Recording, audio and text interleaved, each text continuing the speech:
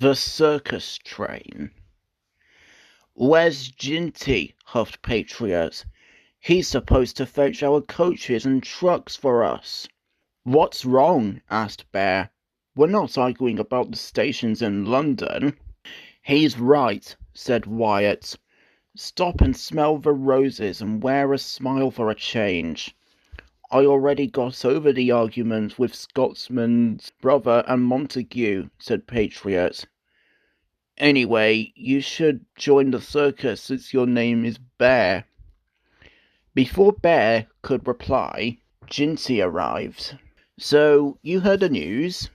"What news?" asked Wyatt. "About the circus," said Ginty.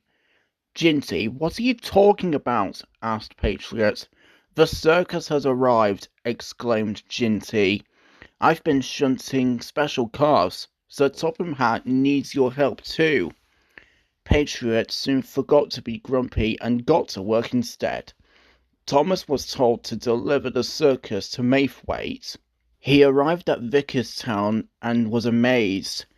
There were trailers, horse carts, acrobats, clowns, animals, coaches, and flatbeds as far as the eye could see. Thomas was excited, his axles tingled. The acrobats, clowns, band, and ringmaster climbed aboard the coaches.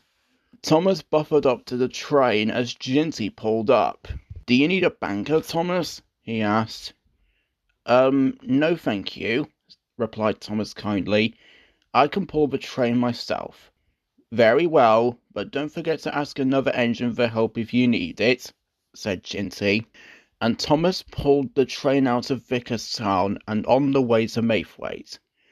Bridges and stations flashed by, and the engines were all jealous as Thomas passed by with the train. Then Thomas approached Gordon's Hill, and with a shrieking crack, something broke. His driver and fireman looked him over. "Your side rods broke, Thomas," said the driver. "We'll have to telephone for help." Thomas felt bad. He wished he had had a banker in the first place.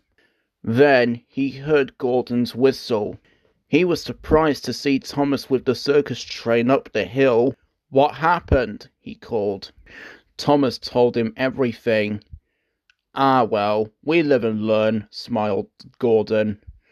"Don't worry, little Thomas, I'll push you from behind. We'll have your side rods mended at Wellsworth Station and the circus train to Maythwaite in a couple of puffs." Thomas smiled as Gordon buffered up to the brake van. Gordon remembered when he pushed James up the hill after some leaves made him slide down the hill with the express, and he knew that helping Thomas up the hill with the circus was urgent. "You can do it," called Thomas. "I will do it," replied Gordon. At last they reached the top. Gordon shunted Thomas onto a siding and Derek took the circus train to Maythwaite.